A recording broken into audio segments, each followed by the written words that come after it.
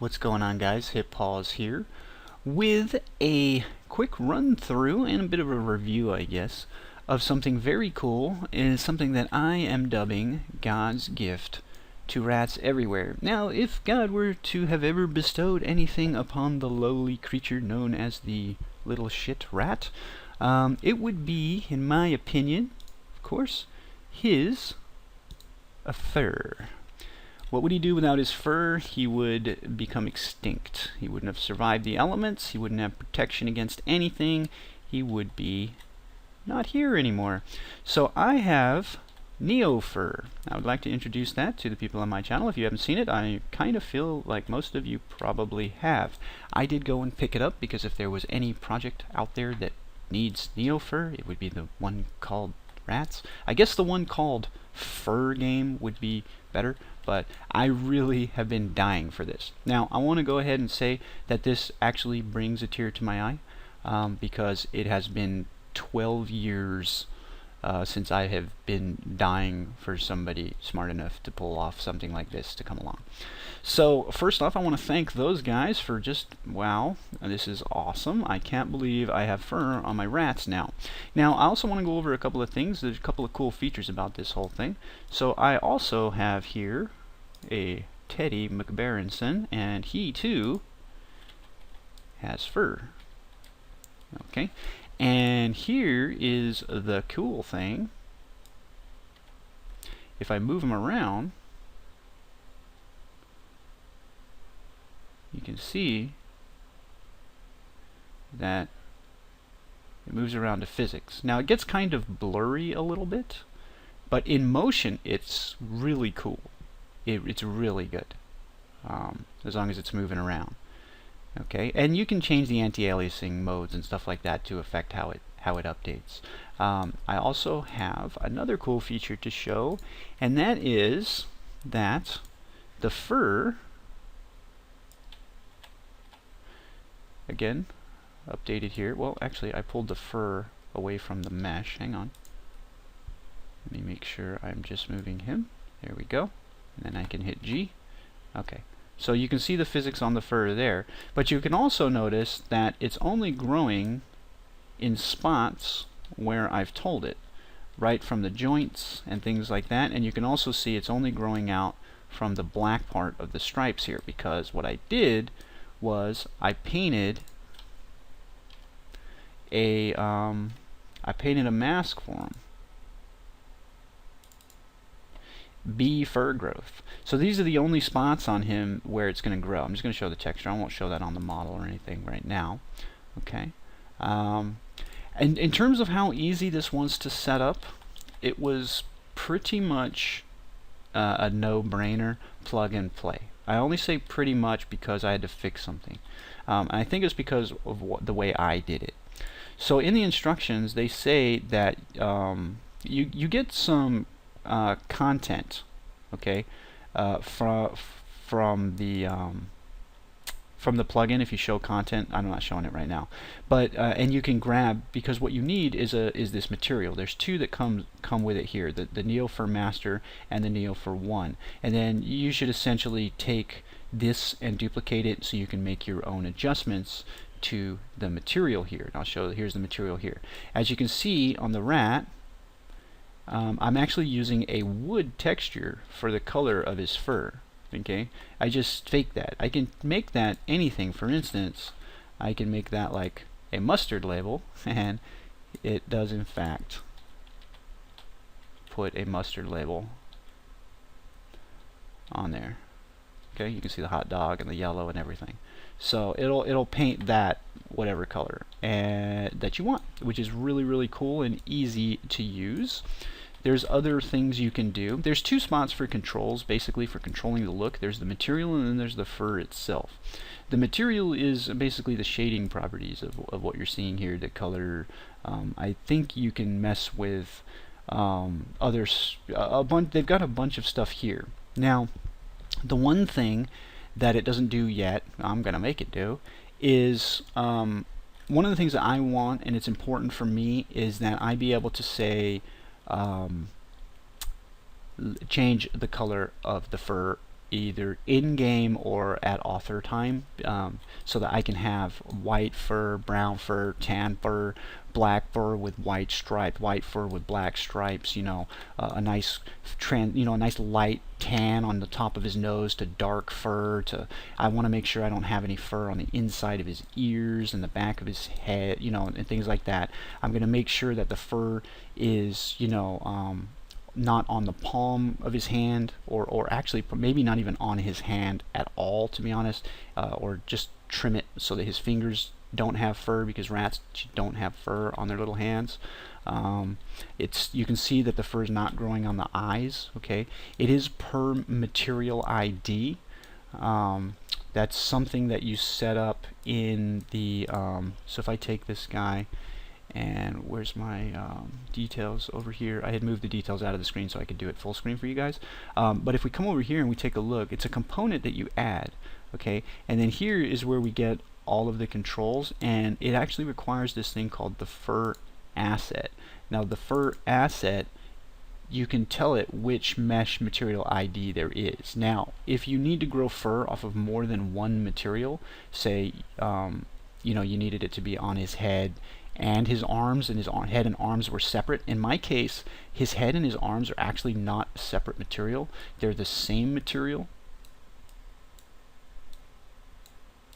So if I come here and I show this in lit mode and I highlight element 2, you can see this is what I've chosen right now as my fur.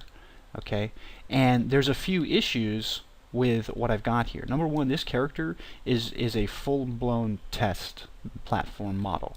You can see I'm not spending time painting him. I haven't worried about combining him to make sure that he's efficient. Obviously I'm not going to have 9 4096 materials on him. I might have 4, so there's going to be some combinations of things like that. But there's 2 ways essentially you can control it. Is through the ID, directly through the fur asset. Okay, boom, there.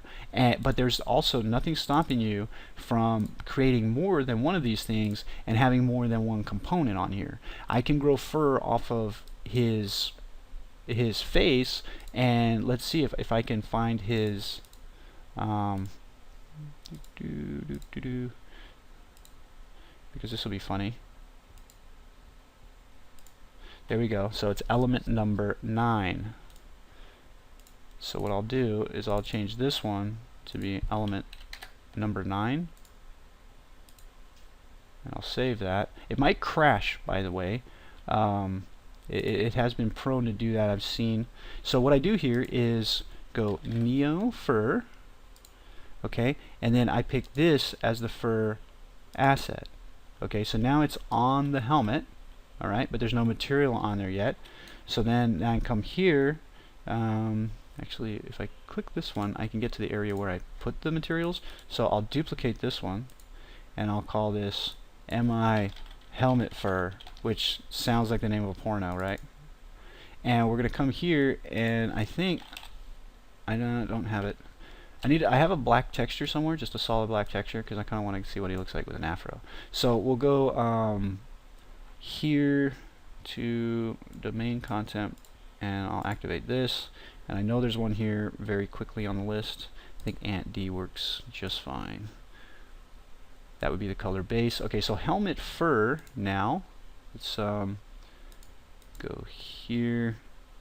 Actually, pull that up out of here. Grab him. Let me get. It's so much easier to use these to find where you want to go. I don't even care about looking through here anymore. So here's the helmet fur, and we can go apply that to the other material. Okay, so MI helmet fur, color base,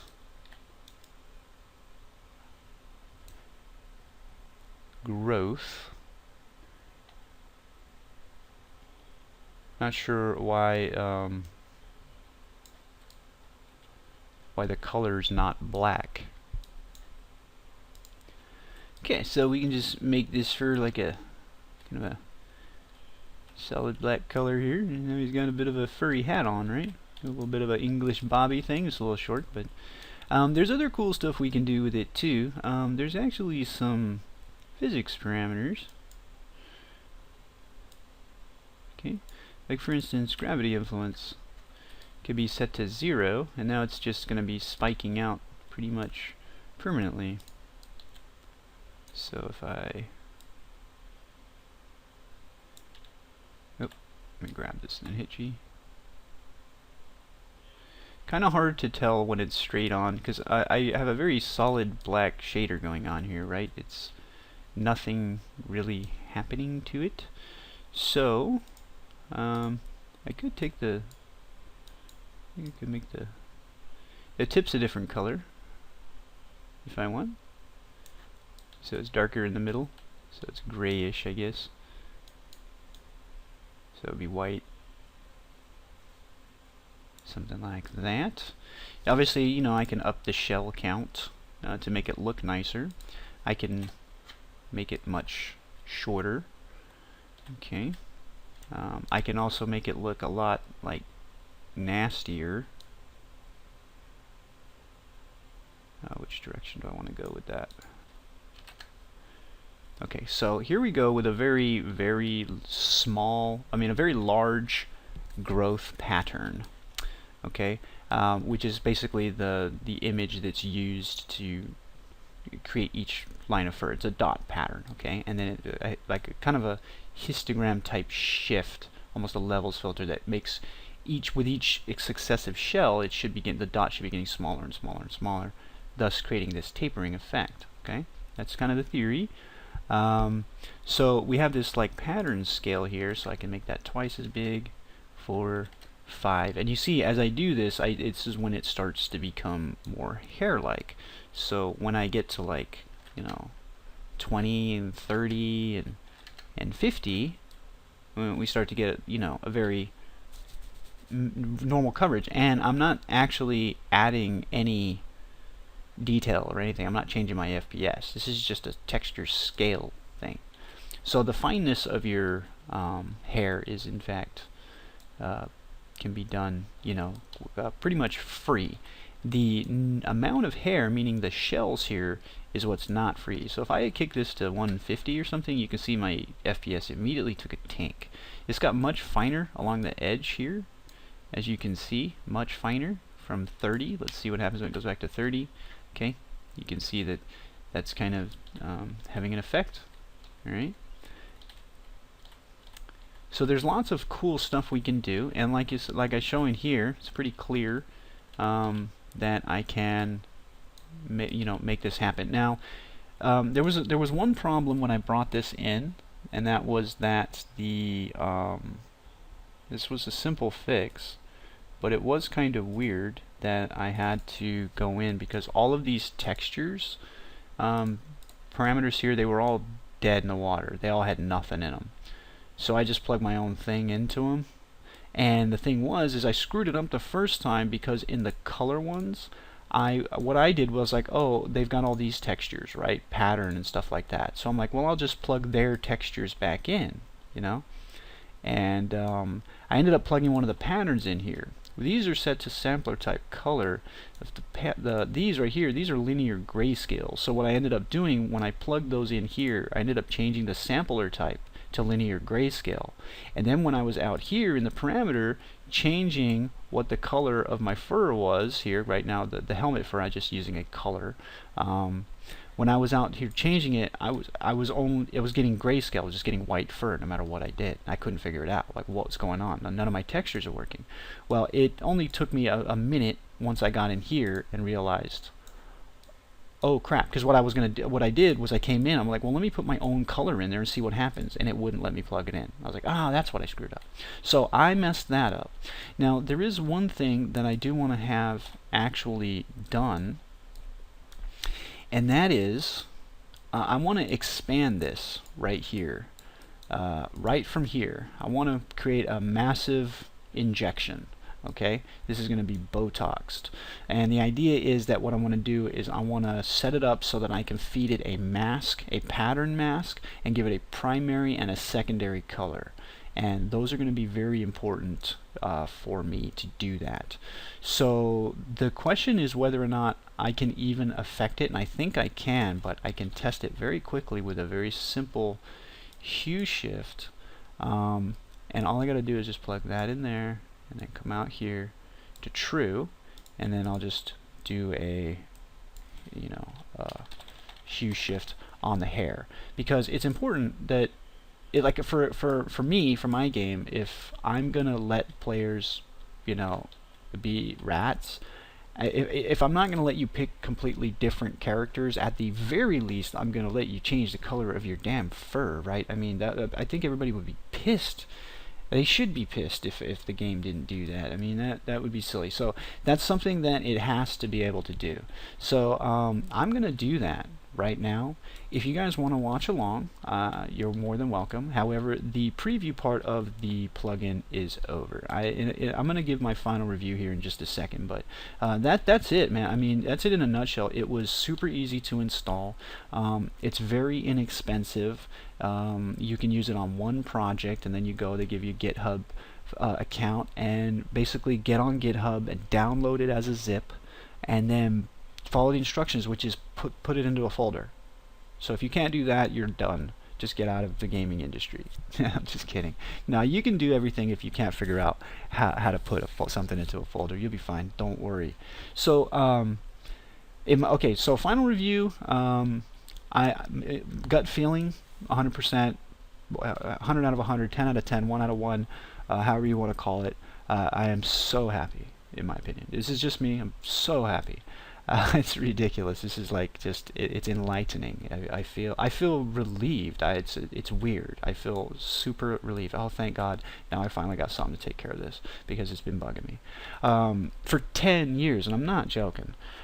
So yeah. In reality, however, I would give it I'd give it a 9 out of 10 in reality, without any emotion aside, with just a strict your review of the whole thing, which is a very good review. Some of the things that I'm having issues with are things that absolutely cannot be helped, and those I'm actually not docking at points for that. I'm docking at a little bit of points because of the fact that I did have to repair something in the beginning, and to be honest, it's the visual quality of it is just not 10 out of 10. That's the problem. Okay, it's just not. Now, it's you know what? I know I'm being kind of a. I can't move my mouse. Sorry, I gotta get my mouse back. I can't fault the developers for that. I just fault the state of the union as far as I'm concerned. This is just where we're at in the industry. This is pretty much as good as it's going to get, and this is goddamn good. Don't get me wrong. It's just not 100%. That's all. Now, to get it to 100% would be like the way you could do it, kind of in film, but that it just doesn't seem feasible. I think this is how fur is going to be handled for a very long time. In case anybody doesn't understand how this is being pulled off, essentially what we have is a series of duplicates of the entire model, each one being puffed out farther than the next, and then being mapped an increasingly smaller dot based on a pattern such as something like this.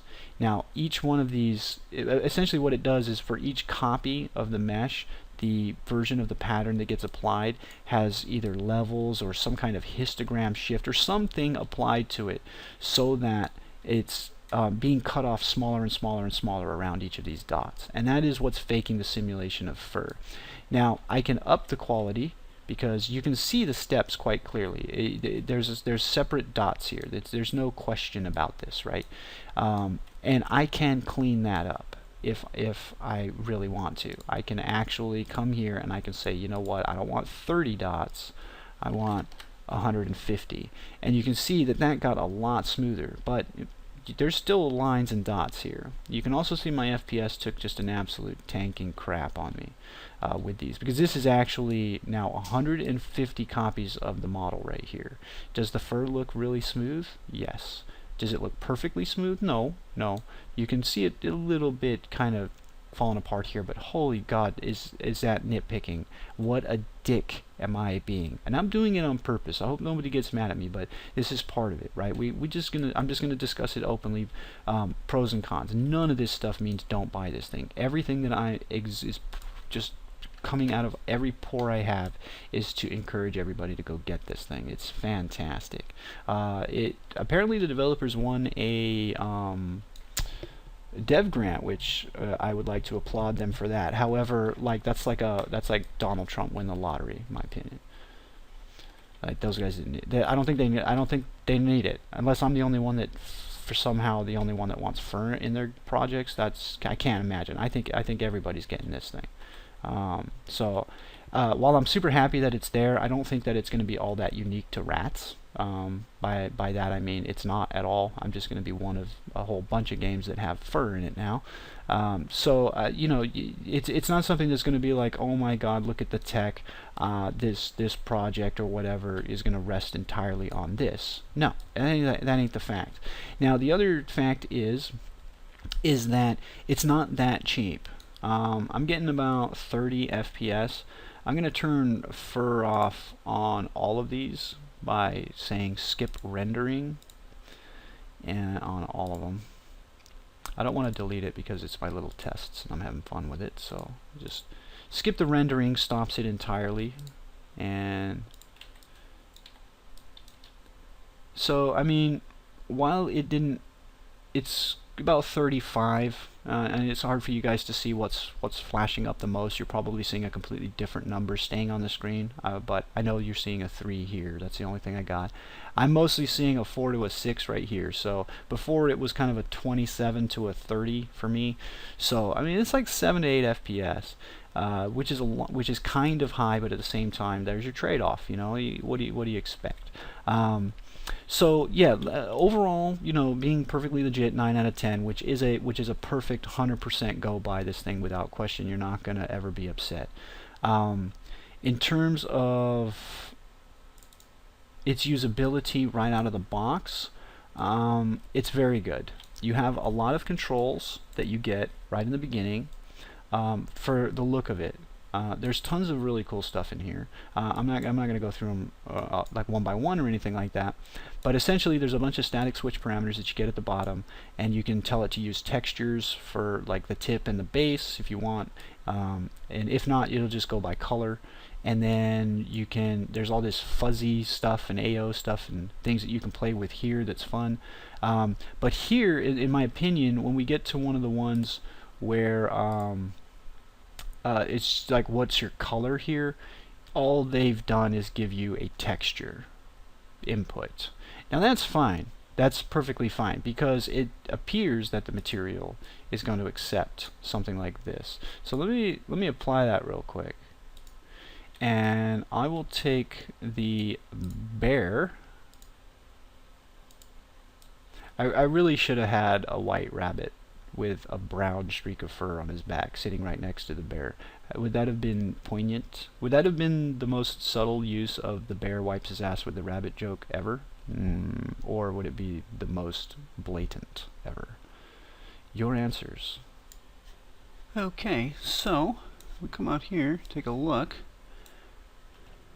We get our scalar parameter here, hue shift. Seems to work like a charm. So step 1 complete. We know that works. That's nice. Now what I want to have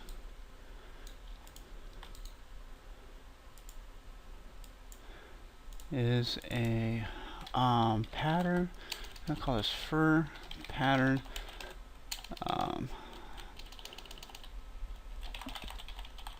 Make sure it's got color in there. Okay. I'll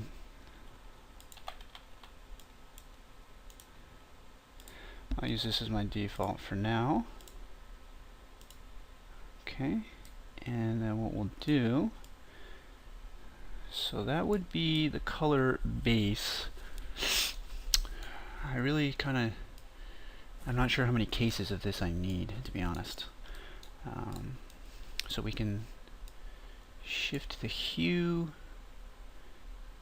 and now what we'll do is we'll just get 2 vector parameters here, and this one will be secondary color and primary color.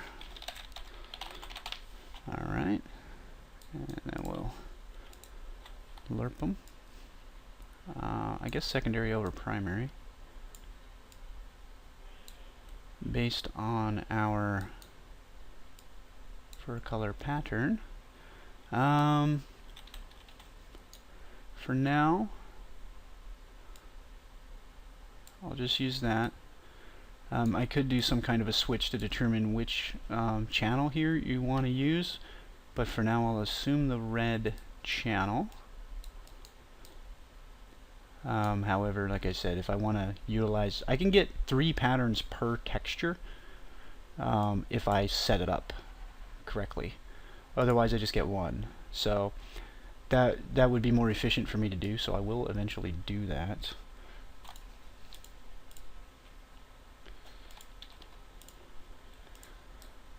Okay, so then I guess the idea would be to simply multiply this with that.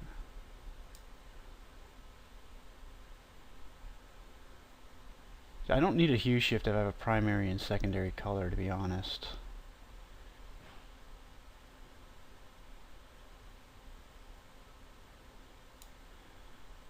This is kind of a waste now, because I'm setting the colors directly. However, the thing that I'm trying to factor in is whether or not, I don't know yet, is whether or not I want to, how much of the underlying texture do I want to maintain here.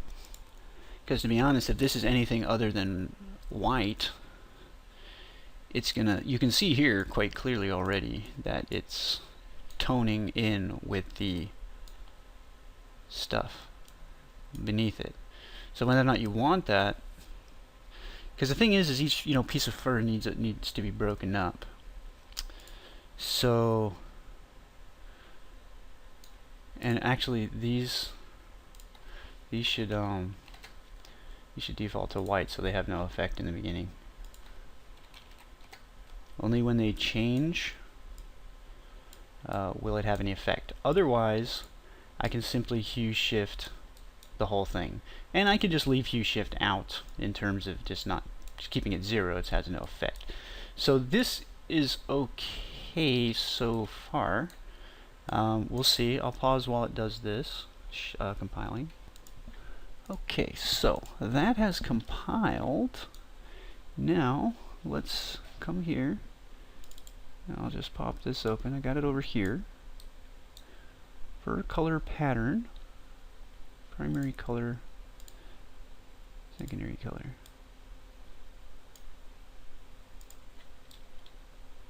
Okay, I'm not seeing anything yet. Hue shift 0. Oh, there's primary color. Oh. Haha. It's the wrong pattern, right? I mean, it's the bee's pattern. It's the bee's knees. It's funny because I put it on his knees. It's not showing, but I did put it on his knees. So yeah, there we go. It works. You can see that that each individual strand takes its color out its own length. So it pushes these values out through the shells. So you get green individual hairs on, orange individual hairs. But I mean, that's dumb. Who uses green? Wait, hang on. The pink ain't working. The pink ain't working. That's because I'm lerping it on. I'm multiplying it on top. So my base color needs to be something very light. And we'll just pop this. I'll just look for something very. I don't want I don't want white yet. I mean, I got blank white, but I'd like something in there, but just very faint. And it can't take on like the form of anything. So like this carpet height map might be perfect.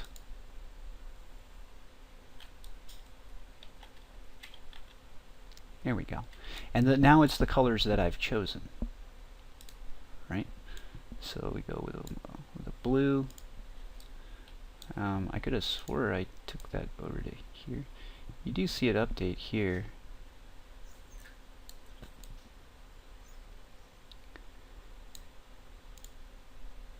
So kind of a you know, like if I had a better cut here for the for this. So how about I put that in there? Yeah, see there now we got like a more of a, you know, kind of a Monsters Inc. type thing. And for color pattern, it breaks it up like that now. Maybe you can pick something a little bit more deliberate than that, I think. Not that. Again, I'm looking for something tiling. We've got tons of them, so bear with me for a second. Actually, kind of the fun part. I'm just looking real quick. Got my eyes open for gray, light gray, something like here. Yeah. Now there is nothing stopping me from adding a 3rd, 4th, 5th, and 6th, you know, color parameter on top of that. So that's blue, and we got a little bit of brown coming in. The growth, by the way, is not a good map for that that I'm using. But what it did do is it had black on the eyes and the nose. So if I actually take the fur here and just shorten it, because I have it really long for no reason, just so it looks all hairy. If I shorten it, you can see that it is actually not growing on the nose. It's not. There's no fur on it. The only reason that the eyes are disappearing is because the fur is so long that it's covering the eyes. I mean, it's exactly what you would expect. There's fur growing all around it. Nothing's coming out directly through the eyes, but all the fur that's above the eyes is all coming and hanging down. And actually, to be honest with you, it is actually, the eyes, I believe, are just embedded geometry. So the surface of the bear is still here. So it's still creating fur off the surface of the bear inside the eye, because I didn't cut the bear out there. So if I were to say put a black spot here, a black spot here, and a nice faded black spot around here around the front, and do that on the inside of the ear, I can really trim the look of this thing very, very nicely. You know, and obviously I've got color parameters here now. So if I wanted to do something a little bit more realistic and natural that I would actually choose in the game, go something like a nice dark brown there, and then kind of a light brown there, you know.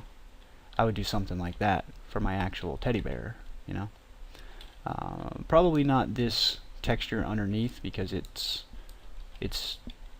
creating visible tiles and seams. But my actual plan is to go in and paint a primary and secondary mask on the teddy bear, so that I can control these colors however I see fit. You know, I'll also give them a little bit of grayscale value in the base color. So I'm going to create a base color mask that I can put underneath it that will also affect everything, and then I can use that as my growth map too, and my primary secondary mask. It'll be a universal mask when I separate this, and I'll blur it so that it looks nice and fadey, and I get this really cool, you know, light tan on the stomach and a dark brown on the back. And that's the idea here, is to provide the players with a bunch of options for fur patterns and fur color. So they would be able to say, hey, you know, I want him to have some stripes, or he's just got 2 stripes under the eye. I can make him have white fur with a black stripe under the eye, so it looks real, you know, very like referee-ish if I wanted to. Or I could, you know, give him black fur and red stripes, so he's all or blue stripes, so he's all war painted up if I wanted to. One of the things that I thought that I'm not sure about how it would work is there is a setting in the material for the tip color.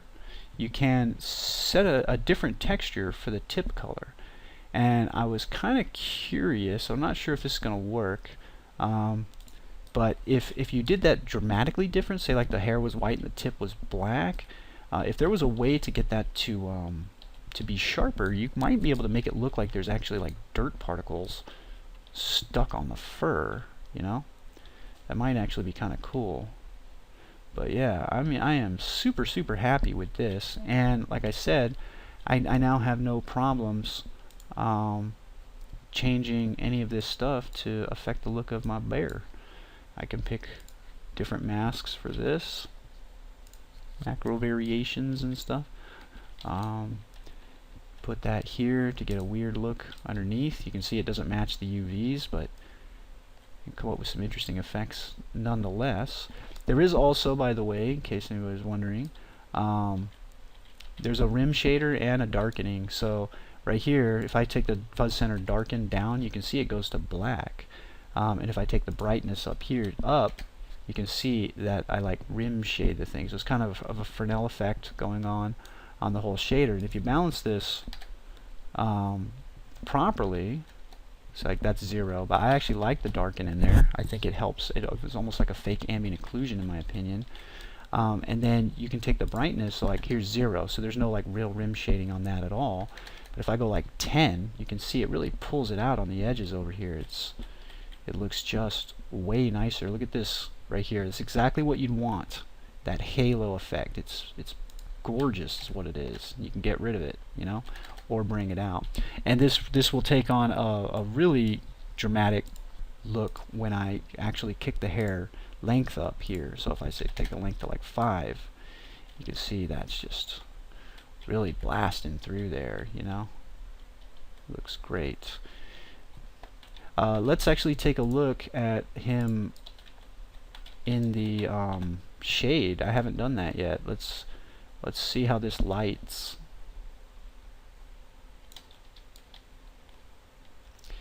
So that effect, that brightening effect,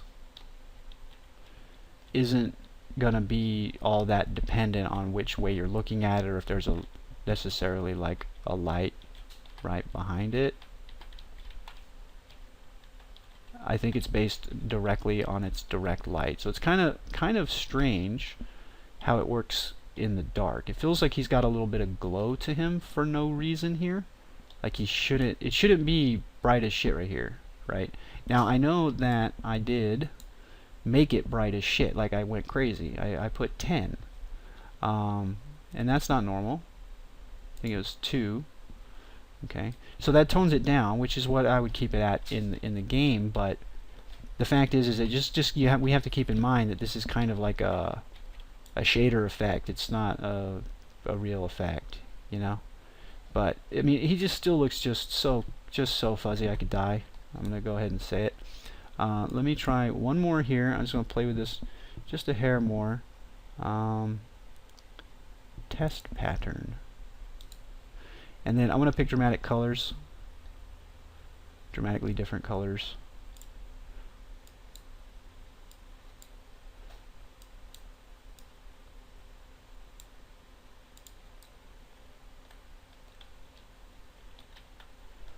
One of the things I think that I need is a way to tile that pattern. So we can hold U, and then we can hold S, and I'm actually gonna do this. I'm gonna split this. Actually, home pattern underscore X tile, and then I'll dupe that and make that Y tile. Okay, and then I'll append them together.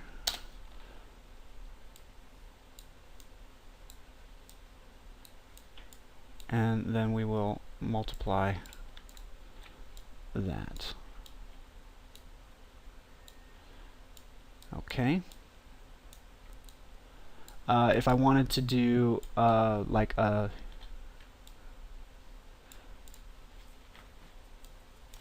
shift and give the player or the designer this control,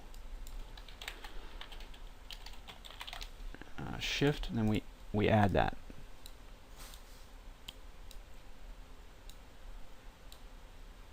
Okay, so the shift should default to 0, however these should default to 1.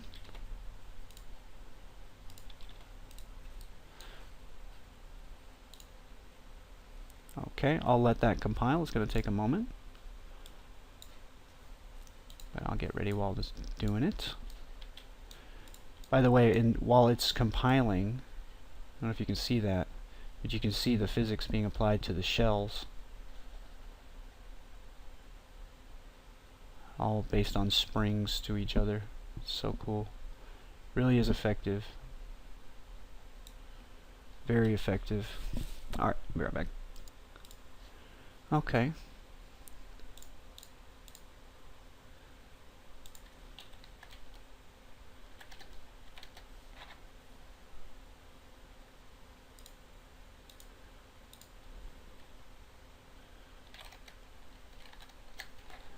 I'm not seeing anything happen.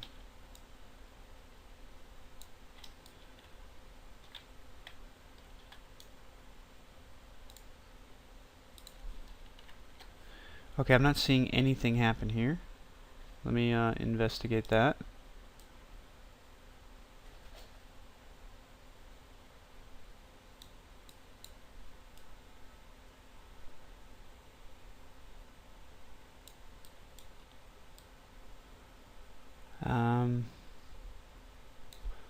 That's very weird. Okay, now that we have all this stuff set, we'll come here and let's pull this into view.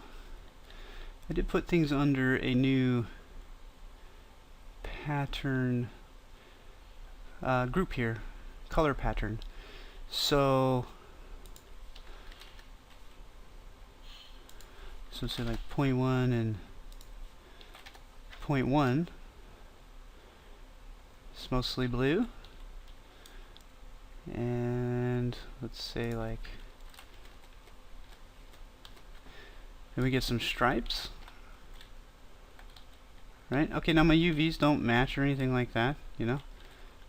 This isn't world aligned, and I have a weird pattern here. Probably be better if I picked some kind of a cloud or noise texture.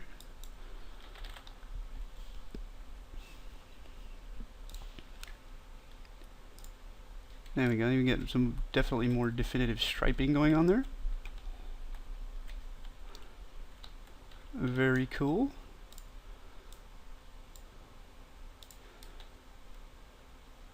Again, definitely taking on the UVs, right?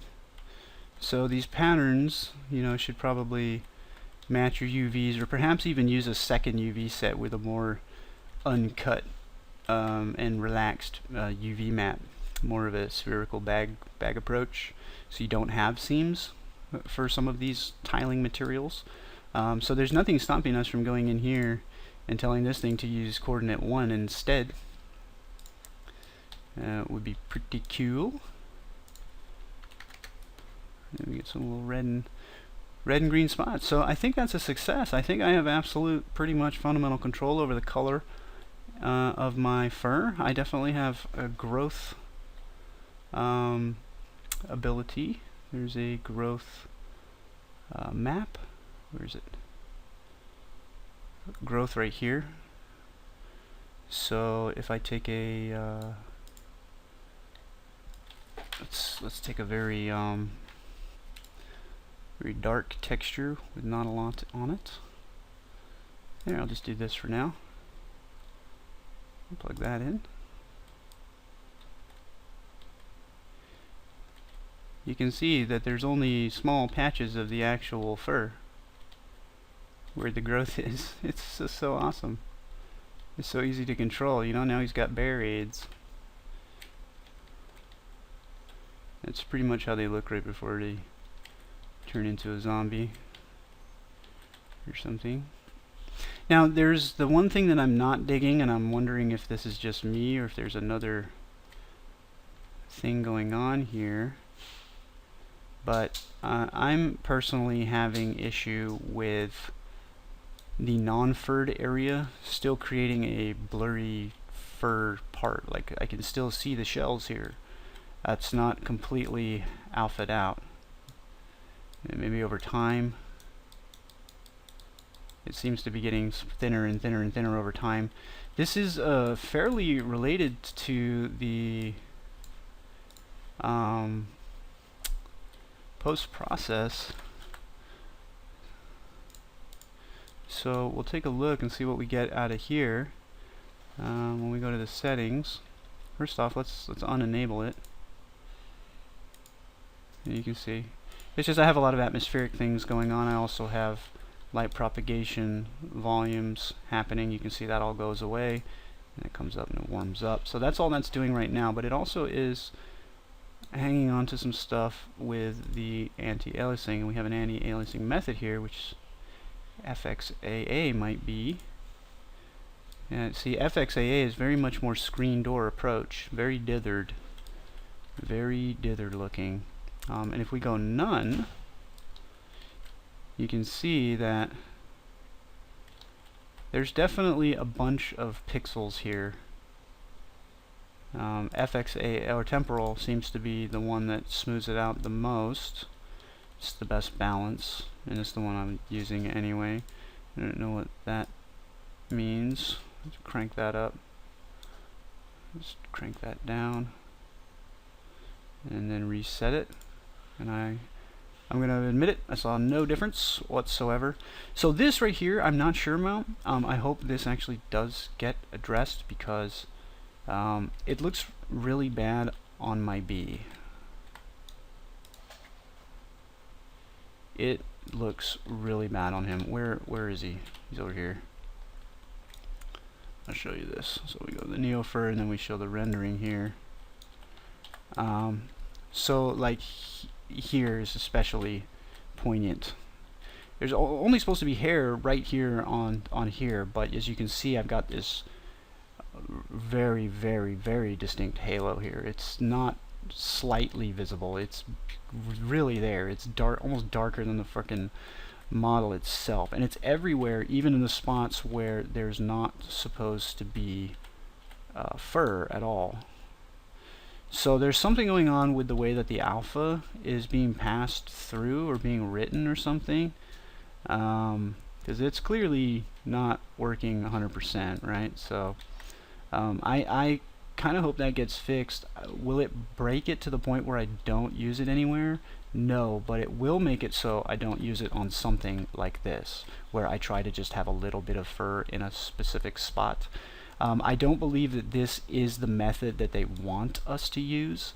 I believe in this case the appropriate response and approach is to actually create another set of geometry that is also skin weighted to the skeleton, have that be running with the same animations underneath, but it would be way low res, only maybe even just a little cube that's at this point where the bone is could do it, and at the very least just clips of it coming out. So a very low res base mesh, and then it would be only using the fur from that base mesh. That's how we're supposed to do it, but it would be kind of convenient if the growth map was a little bit more global in this regard, because it would be I want to be able to say, hey, I shouldn't have to split this guy into different materials to get fur only here. I should just be able to paint this white and have everything else be black on my growth map,